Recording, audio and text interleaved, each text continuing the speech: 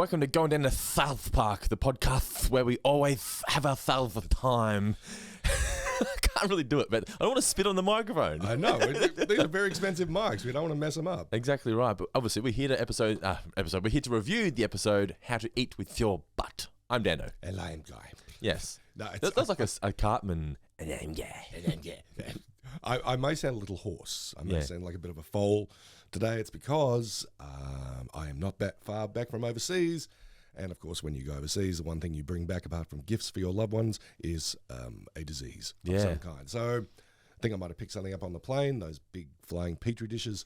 So if I sound a little soft and sexy, it's not because I'm soft and sexy. Well, I am soft. It's because I've got a little bit of a cold, but the show must go on. I find when you and I take a break, you go on a break, you always come back sick. I go on a break, I always come back more stressed than when I left.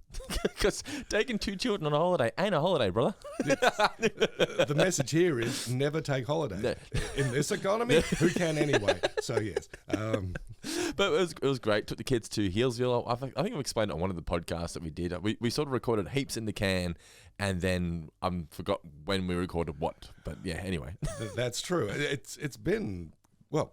We've done one podcast in about 2 weeks. I feel like I'm out of whack at the moment. I was sort of setting up the cameras and stuff and going, where does this go? How do I do this? What's going on? Record? What? Yeah. So it's just... Talk? It's gonna, editing. It's going to take a while to sort of get back in the swing of things, but we're here to talk about how to eat with your butt. Now, this is an episode, by the way, that... Oh, we're not going to talk about our little holiday. I thought we'd save that for Four Finger Discount, for the main show. Oh, okay, yes. We're all business. We're all business here. Let's do it. So, but if you want to hear about all the details, all the good details about our holiday, listen to Four Finger Discount, our Simpsons podcast. We're going to be doing our review of Eternal Moonshine of the Simpson Mind, I believe it's called. Yeah, so you hear all about it on that episode of Four Finger Discount. But how to eat with your butt. This is an episode that I always remember for one particular scene. Now, the scene obviously is when Cartman loses his sense of humor, when he sees the Thompsons as they answer the door, or he answers the door for them. That, to me, is one of my favourite moments of South Park of all time. But I wouldn't say this episode is all that funny overall. No. But I really do enjoy that moment of just Cartman's eyes, where he sort of realises, oh, shit. Yeah.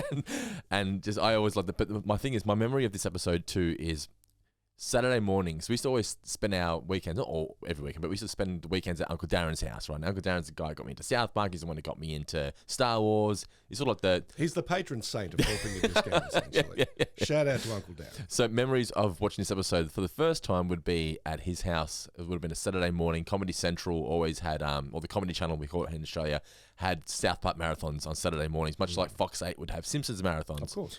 And it was always great being at Uncle Darren's house because he'd let us watch South Park. We'd always get Macca's for breakfast. He'd always take us to Time Zone. It was great times.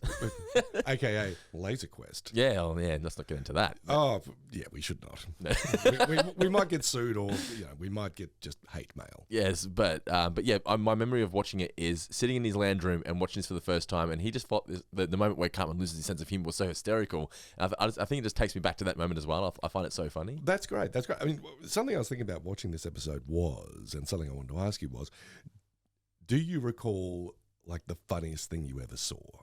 The funniest thing I ever saw. I'm sure I thought about it. Made you laugh the most. Yes, I can right now. And it was probably one of those moments where you had to be there, right?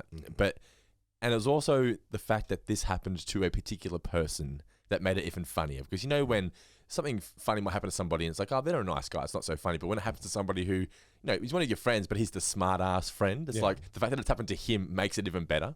So, legal studies, year 11, Geelong High School. I used to do my very first podcast I recorded in 2005 with guy Michael Lovados is his name. Michael and Dando show was a thing. Pulse FM, we had our own radio show, we had our own podcast. If it wasn't for Michael, this probably wouldn't exist. Oh, shout out to Michael. Yes, so he used to listen to these guys called Opie and Anthony. They were these, in the States, and he used to listen to their podcast, like he'd download the audio version. That was my introduction to podcasting, listen to this radio show, right? And then we sort of started our own show, the Michael and Dando show. And one day, anyway, in legal studies, because he was the smart ass guy, right? So he wanted some whiteout. A kid wanted some whiteout. And the whiteout pens? They couldn't get it open.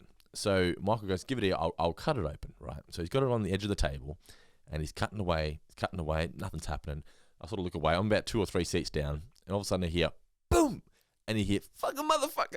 And I look up, and Michael's face goes down. Everyone sort of turns and looks, and there's white out everywhere. The guy on the left side of him is white down the right side. The guy on the other side's white down the other side. One guy 3 seats down has a nosebleed. And I've got a photo of it somewhere. It exists somewhere like MSN or something like that of Michael when he sat up and his whole face was just white. Mouth was full of white out. Eyes were all white. And he is black. So that's what made it funnier. And his hair. So what happened was he committed to the bit. So he had black hair, black skin, white everywhere, right? Next day he comes to school, he tipped his hair to play the bit. So it made my hair white. So he tipped his hair. But it was just that moment of Michael, the guy who everyone just loved to hate, gets fucking white out because he was like, I'll fucking do it. Boom, fucking white out. And the teacher just left the room. The teacher just walked out and just left us. Could have died. She was like, I've had enough. And she just leaves and didn't come back. Michael sounds like an absolute legend. But it was in that moment of the fact that happened to Michael. This guy 3 seats down had a nosebleed from the smell. There's just fucking white out everywhere. Just absolute chaos. Yeah. Or when the teacher got glued to the chair that time, which wasn't funny, but it stuck with me. Yes. And with the teacher. It was funny until the teacher cried. And then we went, oh no. Oh, you blew a funny fuse at that moment. We felt bad until you got a new pair of pants and then we could all laugh again. So, yeah. What was your funniest moment ever? Oh, gosh. Look, I'm sure there have been so many of them in my life. The thing that sort of sprung to mind, and I feel bad that it's movie related. I'm sorry. I feel bad that nothing sort of as amusing happened in real life as happened to you. I just recall that I was seeing, it was Fantastic Mr. Fox. There's a bit in that movie where there's this character, he's voiced by Jarvis Cocker from Pulp, and he's singing a song about Fantastic Mr. Fox. And some guy comes up and says, "What are you doing, Petey?" It's like, just making up as I go along, really. Like, well, that's just bad songwriting. You're on a bad song, Petey, and flicks a cigarette at him. For some reason, I think you've told this story. I thought it was the funniest fucking thing I'd ever seen. Where I'm in this preview screening full of stuffy film critics. I think I've ruined the rest of the movie because I couldn't stop laughing for like 5 minutes. They're the best moments, aren't they? Where you can't stop giggling. Yeah, and I mean, it was just this huge rolling laugh for about a minute or so, and then after there was. My friends are probably like, Jesus, guy, what the fuck? Is that the peak feeling, when you get the giggles? Is there a better feeling than that? There's love and there's this and there's all that. And so it's like when you've just got the giggles and everything just sounds funny for like 5 minutes, that's the best feeling, right? Oh, yeah. And even trying to suppress it. I mean, when I was on holiday with Lou last week, I woke up a bit earlier and I'm like, I'll listen to a podcast or something. It was something I'd heard before, but for some reason that this bit that the guys were doing on the podcast made me laugh, and I'm like, I can't laugh too much. I don't want to wake Lou up, but I find myself just like, and my body's just sort of jittering. I'm like, oh, gotta hold it in. It's like me watching the Eddie Murphy Raw taking a shit bit. Like this slays me every time. Oh, or the let's stop get some McDonald's. Yeah. Before we get into today's review, though, I do need to say happy birthday to my man Elliott. Turned 6 on the weekend. Oh, my God. Can you believe it? You've been listening to Four Finger Discount over the last 9 years. We actually had Zach, our editor. He's like, I can't believe he's 6. I remember the episode where you announced that Nicola was pregnant, and now he's 6? Like, the good thing about podcasting is it's almost like you're creating this diary of your life without meaning to. Yes, an ongoing, ever-evolving time capsule. Yeah. But how to eat with your butt. So what were your thoughts? As I said, I thought it was an episode that had a really funny couple of moments, but not necessarily an overall funny episode. I thought the bit with the Thompsons got a bit old by the end. It certainly did. It was very funny to begin with. The joke kind of fades out, and then it comes back with an absolute knockout punch at the end. Yes. I love that. I thought that was fantastic. I just think they thought, well, I mean, we get the fact that the lisp sounds like a fart, right? And it got to a point where it's almost like Trey and Matt didn't either. There's two ways of looking at it. Either they thought it was so funny they thought they really hammered it down, or they didn't trust the audience to understand it's farting. Do you get it? That the lisp is a fart? Because the scene where she's crying, they go, please just stop. I thought, for the love of God, stop crying. It just felt a bit corny. But they pointed out that at the end, I think they say, is this going to be not childish anymore? And then it cuts to Ben Affleck, the reveal, kissing his parents and just farting everywhere. So, I don't know. I know it's just a bit of fun, but I thought about 2/3 of the way through, I thought, it's kind of old now, It's a bit slight. Yeah. Yeah. I mean, it felt a bit, I don't know what the right word is. It's just not many layers to this. Yeah, flimsy. And it didn't need layers. Like, not every episode needs layers, but I thought season 5 so far has been a lot more creative. you've got certain episodes that are just good all the way through. They've got Yeah. really solid structure and they've got really solid decoration. Yeah. And this is more like, you're going through a kind of a okay built house. Yeah. It's got, well, they've done something really inventive there. Oh, I like what they've done here. And it's paced and constructed just cleverly enough that when you're about to go, what else is on? Oh, okay, a pretty good gag, or that's unexpected or interesting. Yeah. So, very definition of like a 3.5 out of 5 kind of episode. I listened to the mini commentary because they don't do full episode commentaries; they just do mini ones, and they were saying how this idea for this episode came from a comic strip that Trey used to draw when he was at school back in the day of people who had asses for faces. Okay. And he thought, it's just too stupid. He's toyed with the idea for a while, and then they got to the point where they just went, we're juvenile enough now. We can get away with this. Yeah. And they can. Yeah, you know what you're getting when you tune into South Park. And occasionally you're going to get... It's not a bad episode. It's just... You're going to get something that's silly, but also has a bit of underlying depth or meaning, or it's just so funny that you'll enjoy it all the way through. And occasionally you'll get an idea like this. It's like, it's pretty funny. It's funny, I guess. I think it's also very important that the Thompsons did find their son in the end because they were so lovely. I thought, if they don't find their son here, this is going to be terrible. Oh, yeah. I mean... They were so polite, like, oh, no, it's not your fault. It's not your fault. And I'm thinking, you guys are all fuckers to these people. Yeah. There's some real, just terrible behaviour at the base of this. They do seem oblivious to the world, though. I did love the way every time it's like, I'm not sure if you're aware, but we do have asses for faces. That was a good recurring bit. It was a good bit. I mean, you're very right in how polite they were and just, sweet people all around. For them to be fucked over by this episode would just be sort of not unforgivable, but it's like, guys, I think your moral compass is a little bit off here. It's not Jurassic Park level sadness, but you'd be going, oh, come on, guys, these guys are so nice. Yeah, cut the break. Yeah. So they also brought Jimmy back for this. I'm sure his favourite moments, right? But they brought him back not because they wanted to. They said this in the commentary, not because they thought, Jimmy's going to be a recurring character. They just thought, what would Cartman do to try and make himself laugh? Bring the stand-up comic kid back. Yeah, he'll try anything to get his what do you do with a fuse? Do you reattach it? Do you turn it on? I don't. You light it. You light a fuse? Yes. Well, that's when the fuse goes out and you lose your hot water and stuff. Yeah, in your gas fuse light in the fuse box. Yeah, then I thought you'd flick a switch. Oh no, you're right. Switch a fuse. I don't fucking know. We're not. I can't in any way.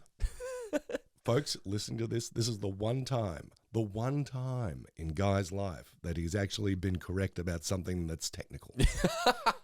It's a red letter day. Two things I know nothing about: electronics, like electrical shit, like fuses and whatnot, and cars.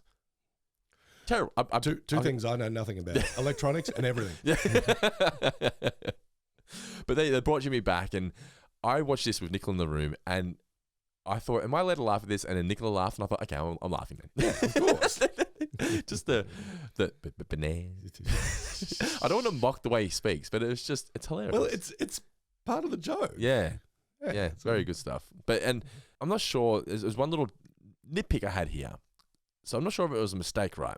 But they originally said that they lost him at the age of 7, right? Then they took him. And then later on they go, we haven't seen him since he was 6. And I was like, is this going to be a bit where it's like next time it's going to be 5 or whatever? But no, I think they just fucked up. Just a fuck up. Just a continuity error. What were your favourite moments from the episode? Besides Jimmy, of course. Well, besides Jimmy, yes. Look, the initial fart speak was kind of funny when they come in and you realise, oh, wow, they sound very normal. They sound like, very lovely people. And all that. And then, just hear a bit of in their speak. Yeah. So, it's pretty funny. The gag of when they like chili, it makes us vomit. I was like, that's good. The more it goes on, I'm like, oh, that's actually, that's good. And then it's less good. Then, it's funny again. So I enjoyed that a whole lot. When, I don't want to jump ahead too much, but when did this episode air? It was 2001. It originally aired November 14th, 2001. Okay. Because I think, we're in the post-American Pie era and we're starting to get a new wave of... Scary movie. Yeah, teen boner comedies. Yeah, and gross out comedy 8. Yeah, and I think they really just nailed it with that. That was one of my trivia questions, but yeah. Oh, okay. But dude, I can't French kiss him. He's my grandpa. Okay. I mean, a whole lot of stuff like Road Trip or Tom Dude, Where's My Car? Dude, Where's My Car? Yeah, particularly the scary movies, which are just not great. I can't recall the last time I watched either Do Where's My Car. I wanted to revisit it recently because I remember watching it as a kid going, I don't know why everyone's laughing. And I was like, am I just out of touch or are the children wrong? It's the children.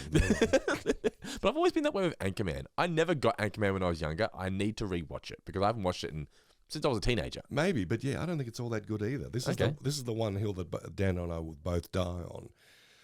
Neither of us think Anchorman is one of the crowning comic achievements of 21st century cinema. I'm just not that into it. I don't think it's neat. But and the other thing that just Affleck showing up. Yeah, okay. What do you think about that of them? Because it's 2001. Ben Affleck, he's with Jennifer at this point. I'm wondering if they really have a hate on for both Ben Affleck and Jennifer Lopez, or they were just sick of the whole Bennifer thing. Yeah. That was happening. I mean, of course, the fact that when the tabloids combine your names, you just become even if you're not a douche, you just seem like a douche. Yeah, and to their detriment, shall we say? I mean, they kind of steered into it. I mean, I like Affleck a lot, and I won't say I'm necessarily a Jennifer Lopez fan, but you got to respect the hustle, as they say. I mean, I always respected the "Let's Get Loud" song and the film. I think it was taken from like the football or something, like a halftime show or something. But like "Let's Get Loud" is just a banger. Oh yeah, she works incredibly hard, and she's pretty good at a fair bit of this stuff that she handles. I mean, I watched some dreadful Netflix movie that she was in a couple of weeks ago, and Atlas, the one where she's like, she's in the robot suit and she's fighting AIs or some shit. It's garbage. But it's like you're actually really committing to this. You're not, like thinking I'm above this. You're going out at full throttle. Is she better in that, or is she better in Anaconda?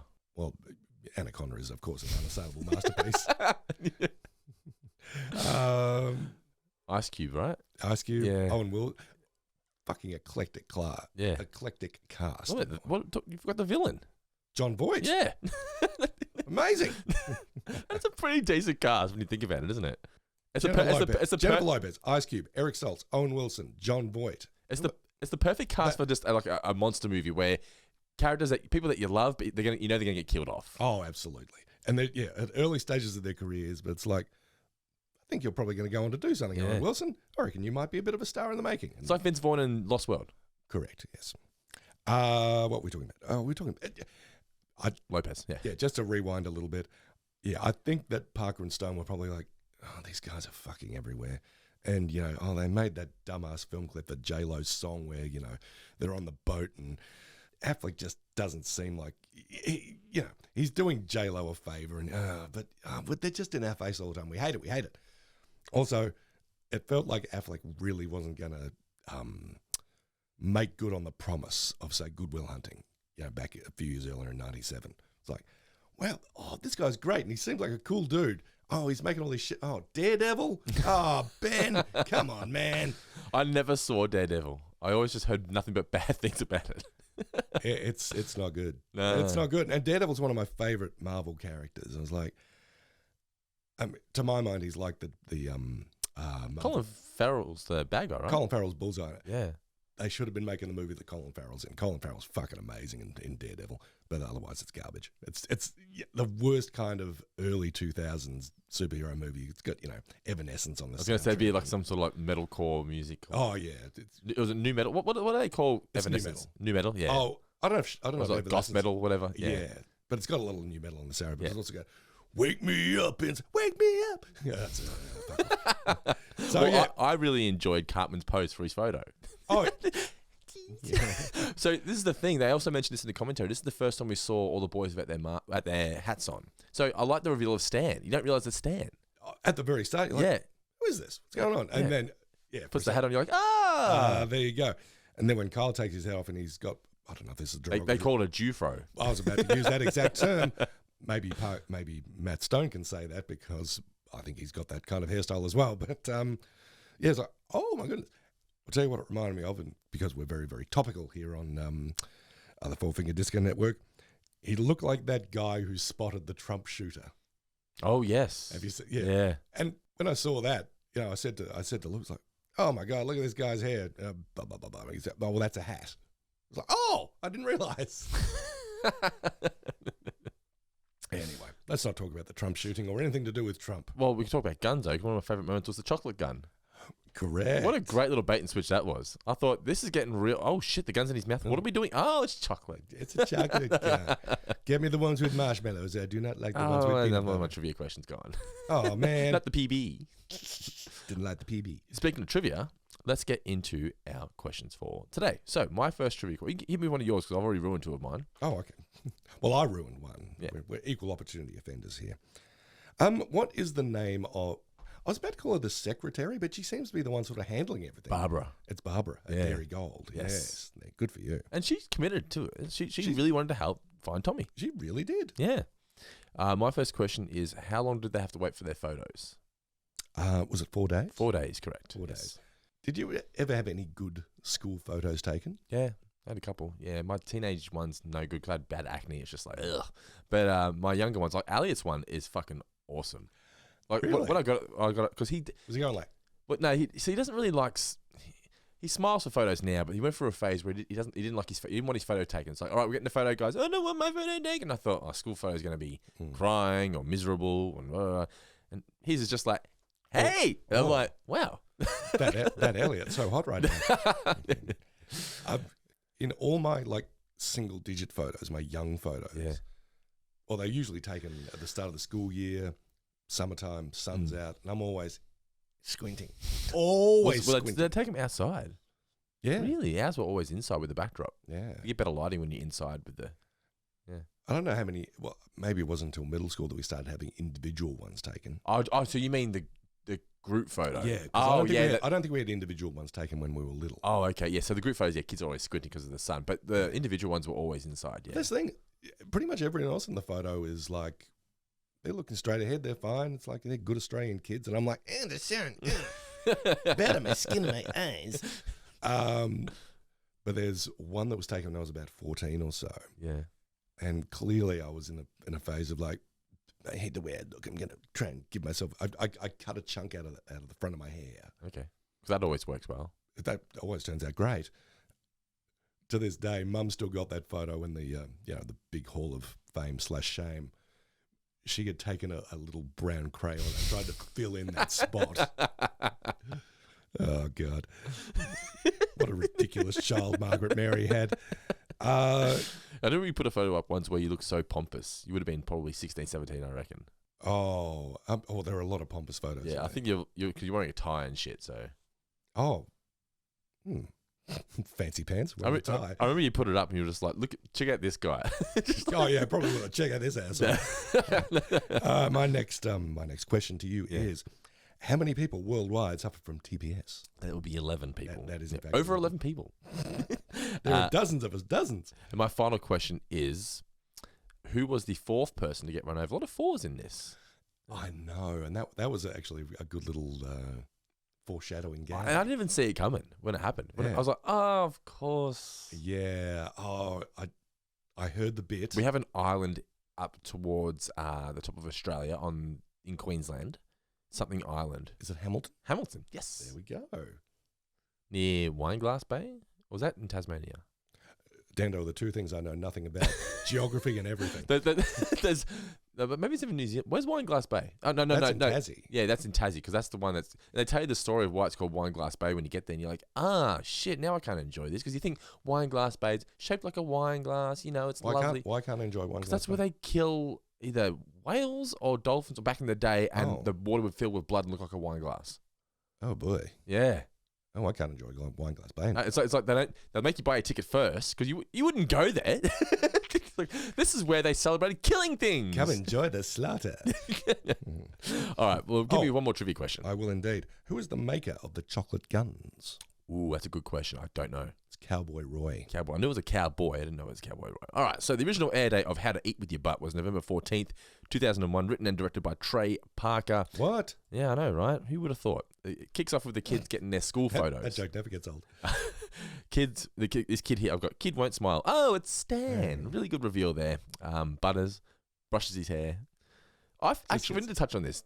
We get a bit of an insight into Butters' home life in this episode for the first time, and it makes you just feel so sympathetic towards Butters. This kid just tries so hard, and everyone just what's the word for it? He just not takes advantage of him, but just belittles him and makes him feel insignificant. And even his parents do it. And I don't know. I've got a real soft spot for Butters. Sideline's not the right term, but I know him. I know where you're coming from. You can sense why he's so insecure about so many things. Because I mean, his parents are just always making him. What was it? You're wearing makeup. I was like, I didn't wear makeup, Dad. Making him wear a paper bag over his head. Yeah, I felt real bad for Butters, but he brushes his hair. He really tries, but one hair stays up. Yeah, it gets the alfalfa. Alfalfa. I was about to say buckwheat, but no. No, alfalfa. Yes. Cartman then arrives, all happy to get his photo taken, and he's just, oh no, not quite yet. He arrives. I feel like every time there's a Cartman story now, it's him arriving going, oh my God, guys. Yeah. You guys see it. But it's him and Kenny are a duo now, aren't they? Very much so. Yeah. So Kenny arrives, Kenny's in his suit backwards. And this is where Kyle is forced to take his hat off. And that was a big deal back in the day, seeing him without his hat on. It's so weird that we lived in a time where seeing an animated character's hair for the first time felt like a big deal. Yeah. I still remember when Kenny's face was revealed in the South Park movie, and that was like huge news. But Cartman then does his pose, and Kenny arrives. Did you ever have anyone in school photos, or know of anyone in school photos who, like surreptitiously flipped the bird, or? No, there was one guy. What did he do? I think he put in fake earrings on both sides to piss off his dad. So he had his ears pierced. But that's about it. I can't remember. Yeah. One kid maybe wore lipstick once. I don't know. Nothing crazy. Yeah. Yeah, this is not related to. Oh, this is tangentially related to this, but I'm thinking it's not a school photo, but that bit in Back to the Future 3 where I can't remember much about Back to the Future 3. Oh, well, there's always 1 and 2 for me as a kid. I just didn't like number 3. I didn't like 2. Didn't like 2. I think I enjoyed number 2 the most when I was younger. But there's the urban legend. It's not really an urban legend. About, at the end of Back to the Future 3, the train rocks up. There's Doc on it. He's married to Mary Steenburgen, and they've got 2 kids. Yeah. Look at the kids, and the kid is apparently he's like 6 or 7 years old. He's got it like his thumb in his waistband of his pants. It's like he's pointing at his dick. Oh yeah. Yeah, and everyone's like, Dad, have you seen that bit? Yeah. And it's like, is he really legitimately pointing at his dick, or he's just got his hand near his? He's 6. He's not doing that. I don't think he's pulling that kind of prank. It's like there's while we're on the Michael J. Fox tip. Like there's someone in the bleachers in Teen Wolf in one of the basketball games that gets their dick out. Really? There's again an urban legend. I mean, I'm not paying close enough attention to Teen Wolf to fucking. Well, we have 4Ks now, so we could freeze frame that shit and actually debunk it. We would find this person. Yes. Yes, indeed. But Kenny arrives. I did like the wide smile, wider, perfect. I don't quite understand the logistics of how he's doing this though. Nor do I. But let's just go with it. It's one of those situations where Parker and Stone are saying, use your imagination, guys. It may not be working the way it's working, but you know what we mean by this. Yeah, but they're going to have to wait 4 days for the photos. When they finally arrive, Miss Chokes on Dick says, one kid unfortunately spoiled it and was doing the wrong thing. You immediately think it's Kenny. He thinks it's himself. No, it's poor Butters. Yeah, so had had eyes closed and hair sprouting up. Yeah, poor little Butters. By the way, you made a big mistake here. You're calling her Miss Chokes on Dicks. It's Chokes on Rocks. Yes. Yeah, much funnier. Cartman then, he loves the photo. He can't believe it. And Butters gets sent to the principal's office. I love this isn't where I got it from, but sweet Jesus. I say sweet Jesus all the time. I in more of like a comic way, but I just love instead of saying, oh shit, oh sweet Jesus. Sweet Jesus. I found myself saying, oh my gosh, a lot more. Yeah. Okay. I hear gosh and it reminds me of Tosh 2.0. Oh, does not remind me of that. Some reason. Oh my gosh. Yeah. I find myself saying, oh my goodness. Or, oh my goodness is one thing. Oh my gosh. I don't say oh my gosh. You do say oh my gosh a lot, actually. I know. Yeah. I like to think of myself as someone who swears because I'm a grown up. No, but I mean, I swear a bit. So it's odd. And I've got no problem with blasphemy. So I've got no problem with saying, oh my God, oh my God. Elliott's new thing is, biscuits. Apparently they say it on Bluey. So his way of saying shit is, biscuits. Are you kidding me? That's the fucking cutest thing I've ever heard in my life. The other day, so he's putting his PJs on, right? And we say, he's ready for bed? He goes, yep. And he comes out, and then we look, and he's naked in the lounge room, and he's putting these PJs on. And he goes, biscuits. And we went, what? And he goes, I was already wearing PJs. It's like, I took PJs off and I put PJs on. He thought it was the funniest thing in the world. I don't think I'm long for this podcast. I think I'm going to be replaced. Oh, biscuits. He reminds me of Butters every time he says it. Biscuits. You've got this young comic genius with crackerjack timing just coming in, doing the bits, doing the pajama bit. Oh no! What am I doing? I took PJs off. Now I put PJs on again. My days are numbered. But wait. So basically, Butters is getting in trouble. He gets sent to the principal's office. Then it's time. Cartman gets an idea here. What we can do with this photo, right? And we cut to the Dairy Gold Milk Company. And Cartman arrives. He asks him to print the photo of the missing child, and he can't believe they're going to accept it. Like, no. Why wouldn't they? It's like, why would anyone lie? And they ask for a description: blonde hair, and a brown eye, and big rosy cheeks. He thinks it's just hysterical. I just love that he starts ramping it up. The brown eye bit was funny. He was like, oh. Big rosy cheeks. But see, he gets him getting the giggles here is what we were talking about earlier. When you just get the giggles and you just can't help but just laugh. But then the boys are all watching TV. This is a little seed plant for Kenny's death at the end. That's right. And people are saying, who will be next? Cartman then calls on the phone, just laughing. You guys, yes. So they go and see what's going on. And he shows them the milk carton. And they say, dude, this is not cool. There are couples who are actually missing their kids.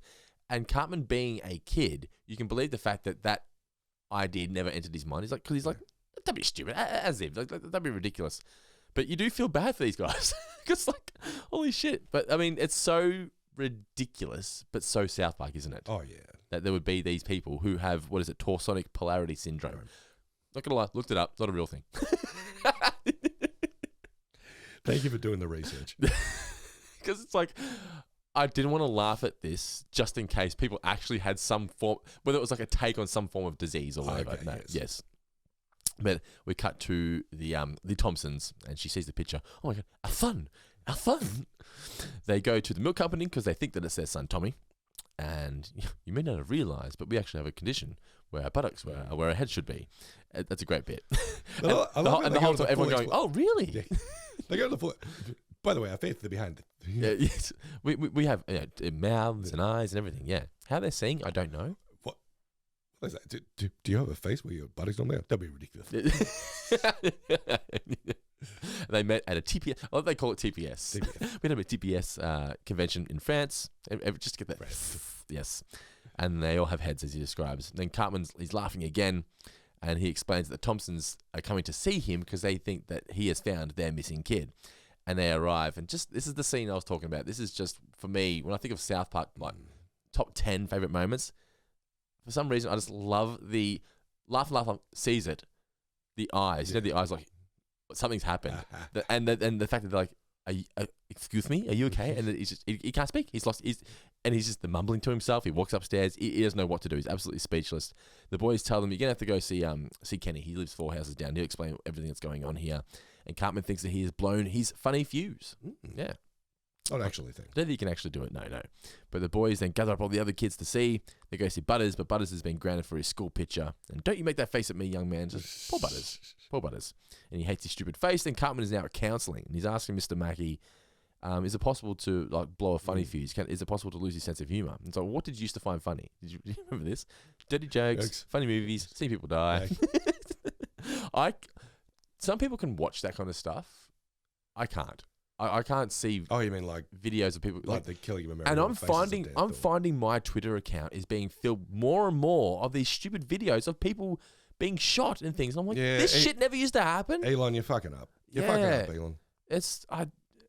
There must have been some sort of firewall or something protecting this kind of shit from getting through. Like, there's no, you may not want to see this warning anymore. It's not blurred or anything like that. It's just there. Yeah. We're being inundated with not even adult content, with inappropriate content. Yeah. I find now when I'm skimming through Twitter, if I see a video start playing, it's like recommended and it's like wild deaths. And I was like, don't scroll. Why? And I'm like, why is... What have I told you about myself that makes you think that I want this? Yeah, I know you keep putting these things on my feed and they auto-play. I'm not playing it. I don't want to see more of them. You're auto-playing them for me. That doesn't mean that I want it. No, it's so bizarre. I just feel like there's more violence and graphic content coming onto my just Twitter. Twitter's the one thing that's happening on there. It's not cool, man. Not cool, Elon, at all. Not cool, man. No. But so we're back at Mackey's office. And, he couldn't laugh at the girl who got her finger jammed in the door. I've jammed Holly's finger in the door once. Oh, boy. But it wasn't slammed. It was basically she was getting into the car. I can do it. But she put her hand on the frame in between, the bit in between the two doors. Yeah. So I start closing it and I feel a bit of resistance. She starts screaming. I realize I'm squashing her finger. I'm like, what's this? And I realize it's her finger. I'm getting like a cold chill through my body as you're talking. I immediately just like your heart just. Yeah. But no, she was okay. A little bit of a bruise, but she was fine. But Cartman couldn't laugh at that. Not even that could make him laugh. Have you ever closed your hand in a car door though? Your own hand? A proper slam. Yeah. Not a proper slam. I've sort of closed it and let go of it and haven't got my finger out in time. Yeah. I don't think I've fully slammed, but I mean I've done it. I've done it in the door here, like in the I've house. Done it car door's even worse. Yeah, because of metal. Yeah. Yeah. And I remember it had happened after I'd like fallen over and hurt my knee or something. And then like 10 minutes later, I got my hand caught in it. So I'm like, what have I done? What have I done to deserve this? We're doing a Zoidberg episode a little later. This is why. So basically, Cartman thinks that he's lost his sense of humor. And then Mackie makes a little crack here at Friends. If you've really lost your sense of humor, you can become a writer for Friends. I thought, Wait a minute. Try him out. I get it, but like, it's a pretty successful show. A lot of people like Friends. I mean, I was one of those people for a long while where I went, I'm above this show. But now I do a podcast about it. Correct. So if you do like Friends, check out The One About Friends, a podcast I do with my wife, Nicola. You can find a link for that in the description of this pod. So we're now at Kenny's house, and they're explaining what really happened. And basically, they're not angry at all. They're like, oh, no, it was foolish of us to get our hopes up. And I was like, no. You guys have been dicked over. Right, yes. Yeah. And she's so sad she starts crying and it makes all fart sounds and everyone's like getting uncomfortable. We don't want the fart. Yeah. I don't necessarily think it stunk. It was just farting. No, it's the sound. Yes, yeah. And because it sounds like a wet fart. It does indeed, yeah. The follow-throughs. Yeah. So they all agree to help her. She just stop crying. They explain that they lost their son, Tommy, when the nanny ran off with them. Now, so is there a story here with a nanny linking to Ben Affleck in any way? I don't think so, no. No? Okay. We never see the nanny, do we? No. But as she's telling the story, we see the boys at the window looking in. Barb Brady tells them off. Everyone is Barb Brady tells them off, then realizes it's hilarious. It's kind of like Wiggum does. Hey, gather around, everybody. Gather around. And it brings up a Garrison and whatnot. They all look inside the window and they're all laughing. So now it's time for Gross Out Comedy 8. Cartman's gone to see it. And why wears Shalana's panties? And he... because who else doesn't fit? Lisa's or something? Yeah, Lisa's don't fit. But Cartman just can't laugh. And he tries to laugh at one bit, pretending, and everyone says, what are you doing, dude? I have never been a fan of those kind of films. I don't know about you. There was a phase where it was a thing, but I was just never into it. No, they're not really my bag. Nah. You above it? I am. I'm far too sophisticated for such shenanigans. I thought you liked Tom Green. Yeah, Freddy Got Fingers is just so insane that it becomes kind of... I won't necessarily say it's funny, but it's entertaining just because it's like, I don't know. I honestly don't know what this guy's going to do next. Okay. I don't know why they gave this man a camera and a budget. The budget's the thing. Yeah, camera's one thing. A budget? Give him a camera with no film on it. Let him do what he wants. It was a big show for a while, the Tom Green show. Oh, yeah. Yeah. He scared me, Tom Green. Oh, yeah. Just absolutely unpredictable. Yeah, that's the thing. So now the Thompsons are at the milk company. And going through the... I love this. This actually should be one of my favourite moments. It talks about how the extraction room is near the refrigeration room. It tastes like you're sucking the milk straight from the cow's tits. But did they put that little bit of music underneath it as well? It's kind of like it's from an ad. Like the coffee. Yeah. Like Twix coffee. Yeah, that's it. It's tastes like it's coming from the teat. No, the tits. He says tits. You hear that? Down and now. Something like that. But they go to the Missing Child Resource Centre and they use the Cowron 4000. A lot of fours. The fourth person to get run over, 4 days. The Cowron 4000. They're going to search 30 million different cases of missing children. It's a lot of missing kids. To see if they can find young Tommy. And this is where she questions her. So it was 20 years ago. Mm-hmm. Why would you think this child was your son? And it doesn't. Even their explanation doesn't make any sense, does it? No. But they're parents who are grieving the loss of their child, and they just any chance. There's a bit of wing in it in this episode. Yeah. And he goes to take him for chili or make him throw up. Then Cartman invites Jimmy over to make him laugh, and well, what a great audience. bit of blue material from Jimmy at the start, though. It's like, what cross the road? Why is the pigeon cross the road? Why is the pigeon? Dick was stuck in it. Having sex with a chicken. Wow, what a great audience. And this is where we get Barbara, and she's just trying her absolute best to search the database and find poor Timmy. Going above and Tommy. beyond. But she realizes here, let's not search for Tommy. Let's search for kids who have reported their parents missing. That's how she comes across. Hey, this is where we're going to get down to it. Then the boys all tell Butters they're going to have a reunion at the milk company. You should come down there. Butters, unfortunately, is wearing a bag on his head because he's told to stop making silly faces. I didn't really get this whole wearing makeup bit. It didn't really. I don't know. I get that they're trying to say his parents aren't nice, but I didn't quite understand why he would think he's wearing makeup if he's not. I get the feeling he's being gaslit by his parents. Maybe, yeah. Horrible people. Cartman then writes the letter to his mum, and you think it's a suicide note. I was like, it's going to be something funny here. Then when he put the gun in his mouth, I for a moment went, oh shit! And he bites the chocolate gun, yes. Now it's time for the reunion, and Barbara says that, we've helped over 100,000 kids be found, and they've led the way in the fight against curdling. And then they reveal that the son is Ben Affleck. And this feels like such a 2001 joke, doesn't it? Very much so, yeah. Yeah, because I wouldn't say Ben Affleck will never be irrelevant, but I don't think kids these days would see him as the butt of a joke anymore, would they? Oh. It's not fun to mock Ben Affleck anymore. Well, it sort of is in some ways, but I think... For different reasons. Yeah, but almost the same reason. You reckon? Well, he was back with J-Lo for a while. Have they split up again? And they split up again. Just recently, was it? Yeah. And he never looked happy. But he never looks happy. But this is the thing. Ben Affleck, for a while, though, when he had award shows, it was almost like guys respected him because it's like, he's not even trying. Yeah. He's not even trying to seem interested. Yeah. Everyone's had to go along to some function with your significant other. That you just can't be bothered with. Yeah. It's like, I've got to go for work. And, okay, I'll come with you. My favourite version of this is there's a video going around of this dude, and he's at some sort of party, and he's sitting sort of like to the left or right, and it sort of like zooms in on his face, and it's like, this is a man. It's like this is the face of a man who's only thinking about what he's going to be having for dinner tonight when he gets home. So take that and make you Ben Affleck, and you're at the Grammys. Yes, like, this fucking thing.